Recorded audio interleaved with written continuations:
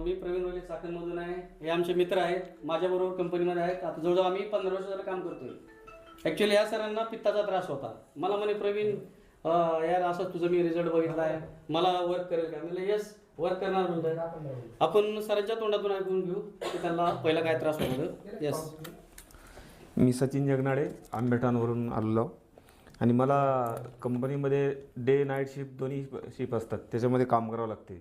त्यामुळे जेवण आणि झोपणे याचा काही वेळच नाही आहे. कधी पण जेवण कधी पण झोपणे. याच्यामुळं काय झालं की पित्ताचा आणि ॲसिडिटीचा त्रास चालू झाला. तर खूप दिवसाचा त्रास होता हा, जवळपास 1-2 वर्ष झाले होते त्रास सहन करत होतो. पण यांना पण तोच त्रास होता. यांचा त्रास कमी झाला आणि मी विचारलं की याचं काय आहे. ते स्टेटस बघून विचारलं की काय नेमकं काय आहे बुवा, आयुर्वेदिक आहे आणि असे एवढ्या 650 रोगावर काम करते. तर मला पण दे म्हणलं, तर माझं पण बघूया आपण काय होईल.